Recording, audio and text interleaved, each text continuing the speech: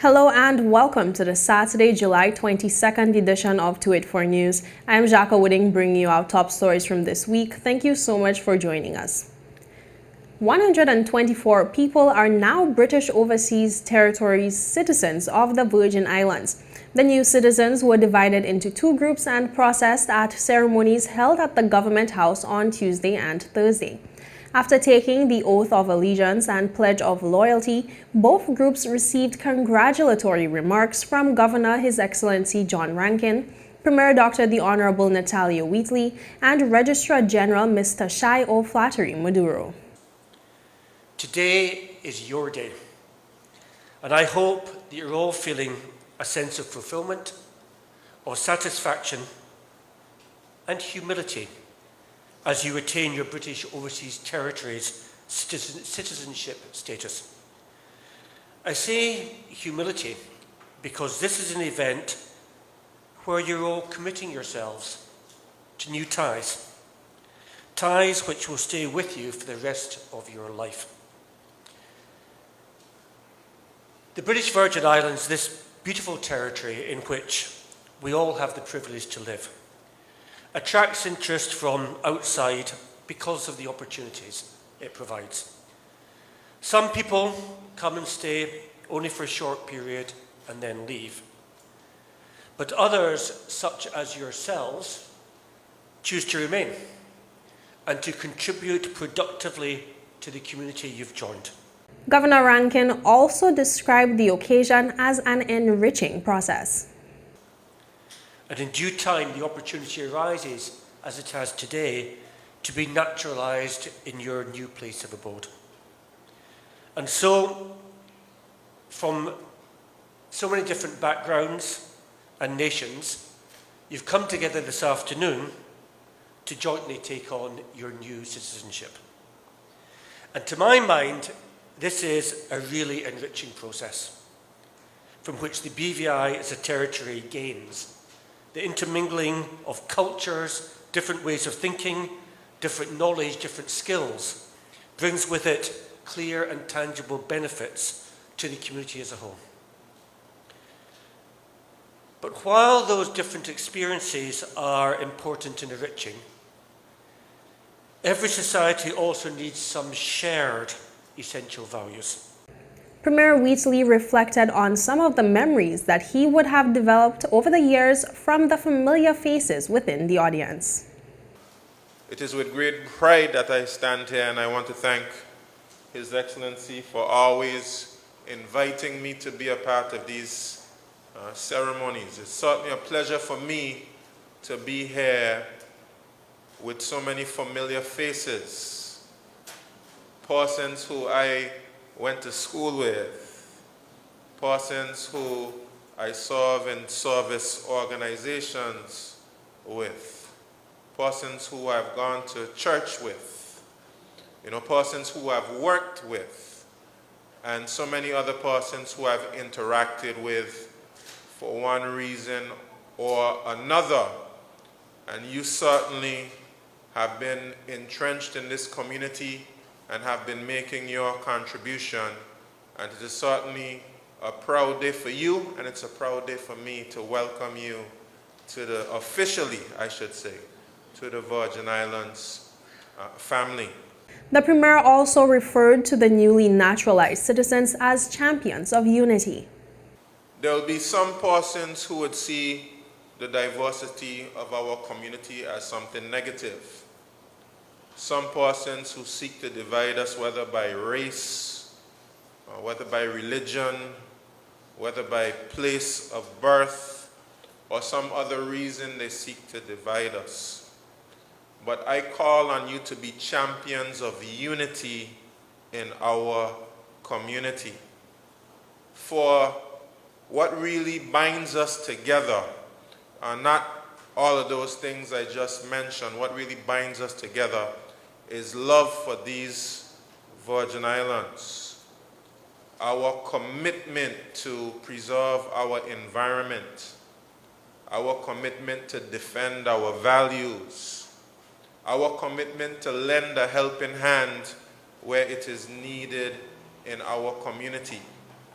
our commitment to build these Virgin Islands to be the best that it can be. Meanwhile, Mrs. O'Flaherty Maduro reminded the new citizens that they will be expected to favorably represent the territory in behavior, conversation, and action, and inform them of their civic duties as British Overseas Territory citizens. Naturalization is a process under the British Nationality Act 1981 by which persons such as yourselves become citizens of the territory of the Virgin Islands. As citizens of the Virgin Islands, it confers on you certain rights. For example, you are now eligible to apply for a BOTC passport, commonly referred to as a BVI passport. You would also be eligible to travel to the U.S. Virgin Islands on your BOTC passport without having to obtain a U.S. visa or a visa waiver. You may be eligible to obtain a United States visa waiver, which would allow you to travel to the U.S. mainland without applying for a U.S. visa. You have the right to register to become a British citizen of the United Kingdom, following which you may apply to hold a British passport. Having a British passport enables you to travel to the United Kingdom for work, leisure, study, or play without the need for permission to do so. The full list of the British Overseas Territory citizens can be viewed on the government's website. Viewers, with that, we take you to a quick word from our sponsors. Stay with us. We will be right back. When you're in need of air conditioning, installation, repairs, or replacement services, Markinson Air Conditioning and Refrigeration has the professional technicians, equipment, parts, and ACs to get the job done right.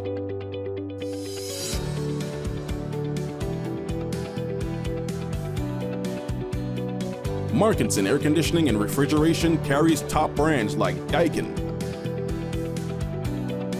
Aircon, Mitsubishi, and more.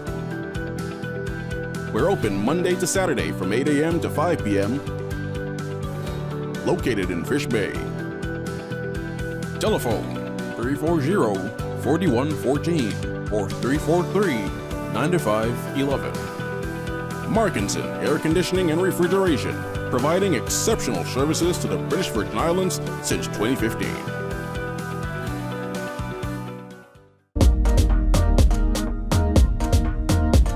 So tonight, I am an international musician and also a bandman. Let's go behind the scenes.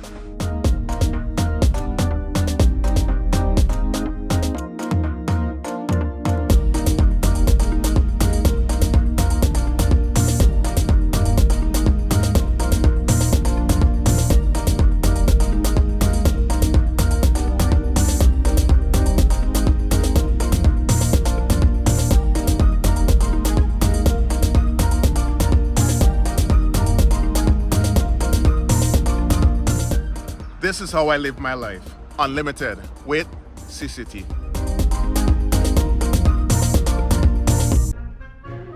So you're saying I can ask this cat any question? The cat is connected to the computer. You just type in the question, it will read his mind. There the answer comes.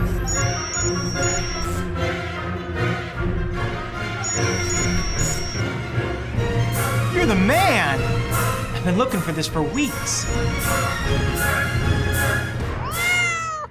Welcome back and thank you so much for staying with us. Commissioner of Police Mark Collins has confirmed that members of his Marine unit, in collaboration with the Royal Anguilla Police Force, executed a joint police operation that resulted in the arrest of 3 locals and the seizure of a large quantity of drugs. The confirmation came at a joint press conference with members of the National Security Council, which included Chairman Governor His Excellency John Rankin and Premier Dr. the Honourable Natalia Wheatley. Yesterday evening, an event took place on the water, and just by way of a general update, because this is very much still a very live investigation, and officers are working on this matter this morning. But yesterday evening, we were aware that 2 vessels had entered BVI waters. Those 2 vessels had come from the direction of Anguilla. and this was a collaborative operation with our international partners. The RVIPF Marine Unit observed those vessels and in fact attempted to stop them in the east end of Tortola. Commissioner Collins said the operation resulted in police officers getting injured and a police vessel suffering some damages. On approach, one of the vessels attempted to evade capture and rammed the police vessel on numerous occasions, causing some damage to the vessel and also some significant injuries to the officers on board. Shots were fired by members of the RVIPF due to the fact that they were under attack. He was further questioned on the extent of the injuries of his officers, to which he confirmed that none of the injuries were life-threatening. Some officers were detained in hospital overnight. Some officers have received cuts that required treatment and bruises and some other conditions as well as a result of the boat being rammed. But they're not life-threatening injuries at all. But there's still serious injuries and will require persons to recuperate and have some periods of rehabilitation. As it relates to the vessel seized by the police, Commissioner Collins said his force is conducting investigations to determine the origin of the vessels. I'm pleased to say both of those vessels were detained, and at this early stage I can say that 3 local persons have been arrested. We believe some further persons are outstanding, and as I say, this was a collaboratively led international operation with our partners. The 2 vessels, we don't know where they are from at the moment. One of them has got no identifying marks at all on it, but we're working with colleagues to try and ascertain where those vessels are from. At the time of the press conference, the top cop said he could not reveal the total quantity of drugs seized, but said it was a large sum that was seized along with a firearm. At this stage, I can tell you a large quantity of what we believe to be controlled drugs have been recovered. I don't know the exact weight yet because that's still under investigation. And also on one of the vessels, a firearm was recovered as well. So as I say at the outset, this is very much a live investigation. And later on this afternoon, I will release a press release with a full update as where we are with the amount of drugs and any further information I can share with you. The circulation of a flyer that has suggested a planned sickout by members of the Royal Virgin Islands Police Force has been labeled as a false report. The graphics and wording of the flyer indicated that members of the Royal Virgin Islands Police Force had plans of executing a sickout on Friday, July 28th due to non-payment of promised salary increments. Commissioner of Police Mark Collins, during a press conference on Thursday, acknowledged seeing the flyer, but also said that after contacting personnel within the Royal Virgin Islands Police Force, there was no truth to the messaging in the flyer. Yeah, I saw this flyer on social media yesterday morning, actually. It was brought to my attention. First of all, I need to say that under the terms and conditions of police officers, they cannot strike. So police officers cannot strike. And that's the most important thing to say at the outset. I think this was rather twisting it slightly in terms of what was put out on social media in terms of taking a sick day or something like that.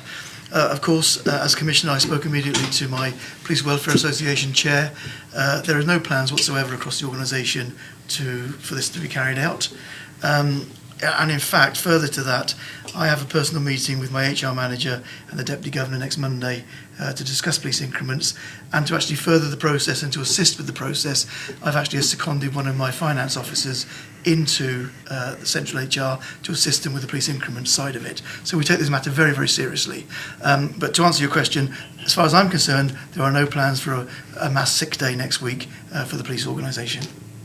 Governor His Excellency John Rankin said that he, along with the Deputy Governor, are actively working to get the promised increments paid to the public servants. That I too am working with the Deputy Governor and his team on the increments issue. A lot of increments have been paid, but there are more that need to be paid.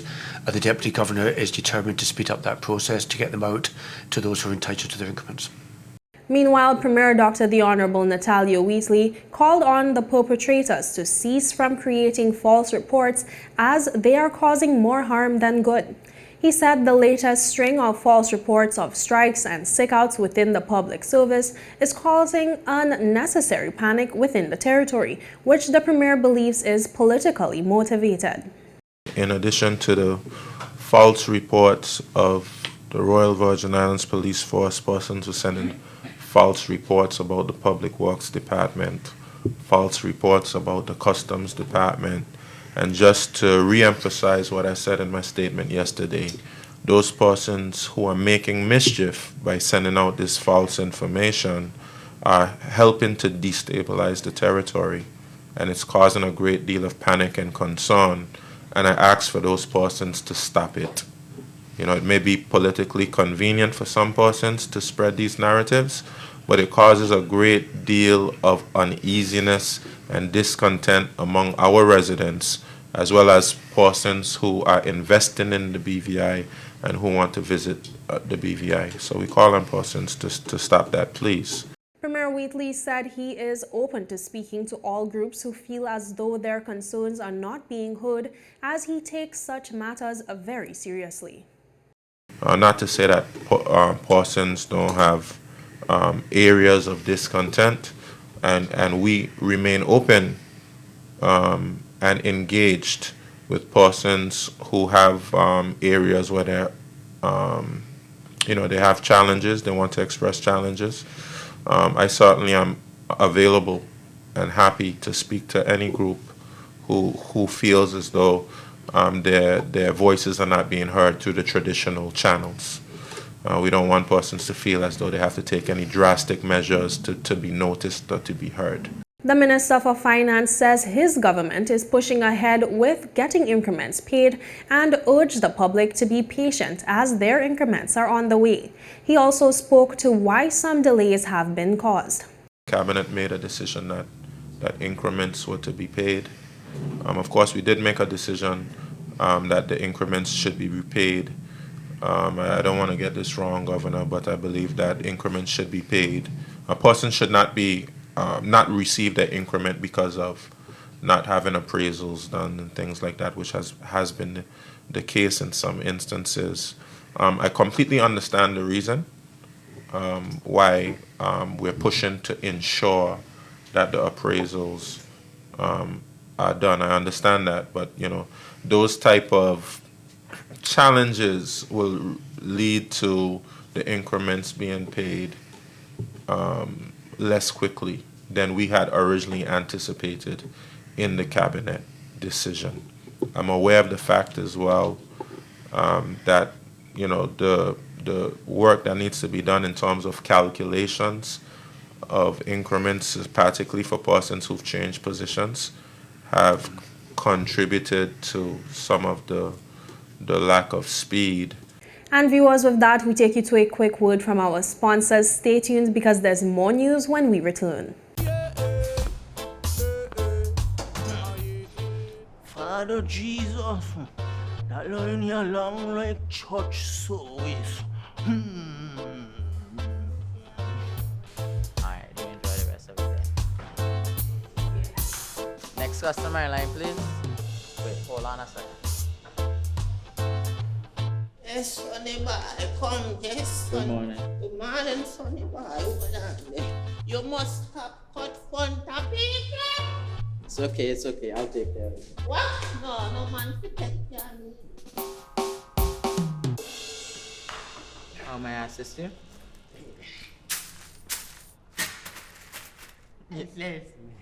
You want top of power?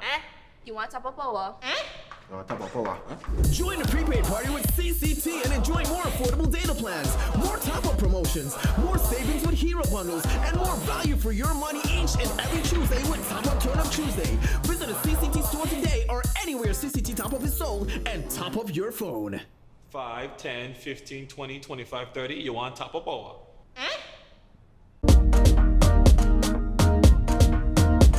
So tonight, I am an international musician and also a bandman. Let's go behind the scenes.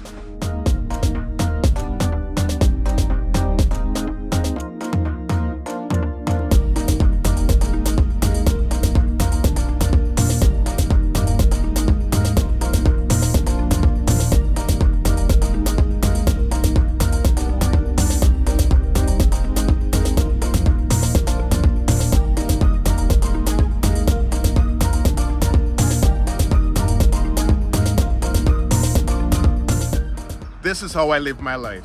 Unlimited with CCT.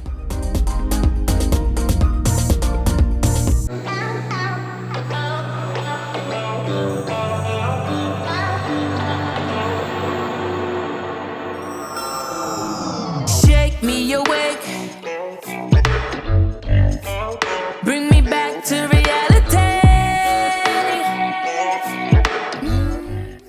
Welcome back and thank you so much for staying with us. The BVI athletes who recently competed at the NACAC Under 13 and Under 15 championships in the Dominican Republic received a warm welcome when they returned to the territory this week. More in this report. After experiencing several flight delays, the BVI delegation successfully returned through the Terrence B. Lettsome International Airport on Wednesday. Gold medalist Othniel Gillings, Tyreek Charles, and Bryson Walters were praised for their outstanding performances, along with some of the other athletes that showed promise during the championships. Coach Erica Frederick spoke with the president of the BVI Athletics Association, Steve Augustine, on her assessment of the championships. The meet was very excited. I'm feeling so proud of Team BVI that coming home with so many medals, first place positions, and what's not. I know there was lots of athletes, lots of competition, but what was one of the races or experiences that you had while you were there with the kids that really stood out for you? I really enjoy the distance races because those are the races that really determine your overall position throughout the competition. Especially for the under 15 boys, Terry Charles really amazed me in his strong finish during that race. All right, and for the younger athletes, other athletes outside of the group that we have here, what is it as a coach that you would like to tell them so that they can get to the level that these kids got to? They need to be strong-hearted, put out their strong effort in everything they do, train really hard, and be successful in the end. Those that was part of the under 13 team this year, I want them to continue working hard because they have 2 more years to try and make it in the next meet in the next 2 years that's coming up. Manager of the team, Chantal Scatliff, described the meet as awesome and highlighted the performance of Tyreek Charles as one of the outstanding ones of the meet. As Coach Frederick mentioned before, Tyreek Charles, his 1,000 meter, he ran a hell of a race. He did a hell of a finish. I was so impressed of his finish because before this race, he was complaining that he didn't want to do it. And for him to go out there and with such a strong finish, it was very impressive. Coach Bert Dorset shared similar sentiments and spoke on the mindset of the athletes during the meet. He also provided advice on how other athletes can make similar national teams. There was a little bit of in between. But, and how did you overcome the little bit, the in between that you're speaking about? Just speaking to them and keeping them on their calms. Right. And making them know that that is something that we've been doing. It's just that we are doing it now with more than what we are accustomed to. And you've been there, you've witnessed what has happened. We have lots of athletes that are trying to do the very same thing. What are some of the words of advice that you would give those athletes who are trying to do the very same thing as in making the age group team? Well, you just gotta keep doing that. I think that's the best stepping stone as a coach. I think that's the best stepping stone for athletes that age. As far as development? As far as development is concerned, that's the best stepping stone. And to the parents, you not only have athletes, but you have parents who are hoping that their children as well amass the ability to do what these kids did. What is it, or what are some of the things you would tell the parents in relation to the preparation of these kids in making meets like this?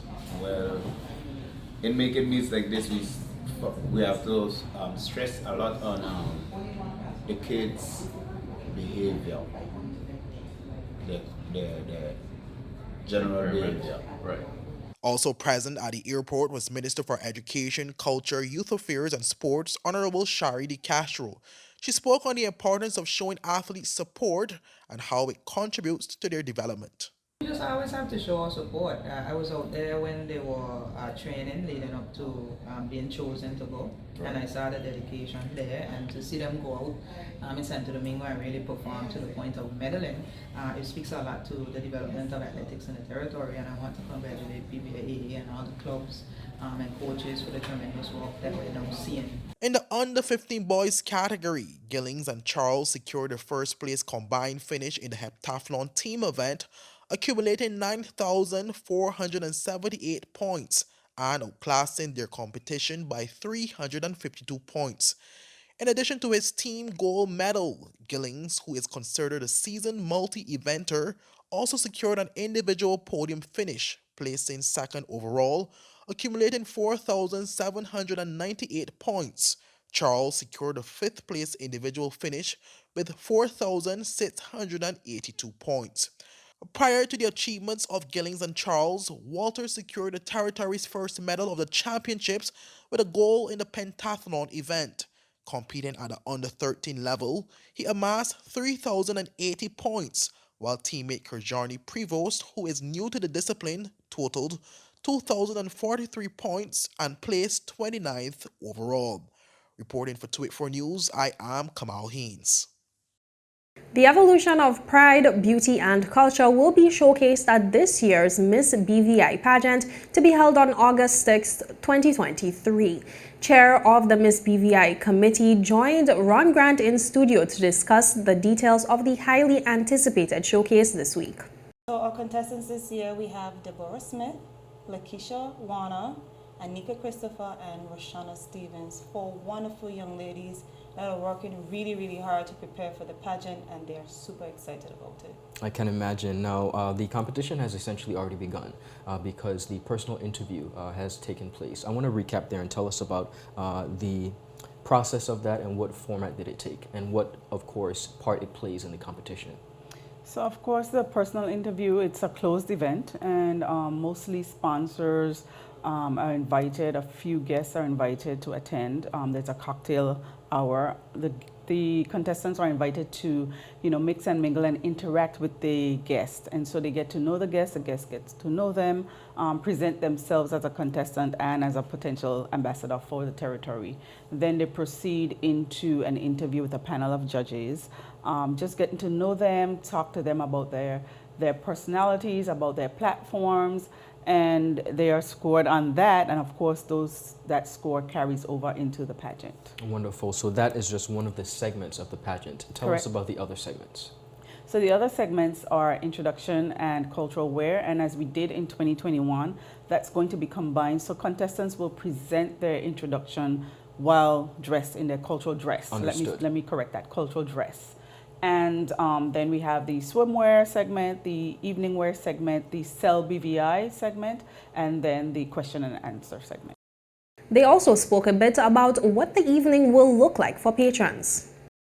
So what we did this year, we have a VIP section as well as an elite section. So we wanted to do like a lounge seating atmosphere, and we have curated that section, that lounge seating area, where we have interior decorators came in and designed a few of the lounges so that you can be comfortable and relaxed. And we wanted to try that out and see how that goes, to be more in a relaxed atmosphere with a few of your friends, 6 of your friends watching the show.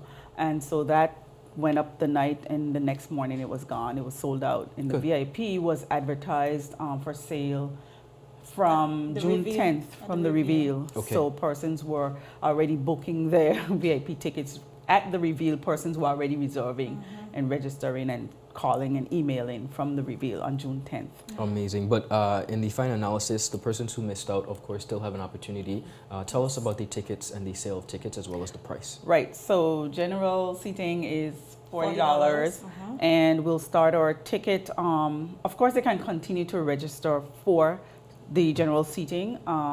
We are taking registrations by WhatsApp, and we record their name and their number, and we are going to be selling or you can come and pay for your tickets and collect your tickets starting this week. The poster should be out, if not this evening, tomorrow, but we'll be at the ticket booth at the festival grounds. Wonderful. And persons will be able to collect and pay for their tickets. Leading up to the pageant, the young ladies have been participating in a number of sessions, the details of which were also shared. So like you said, we had the retreat. That was 2 weeks ago.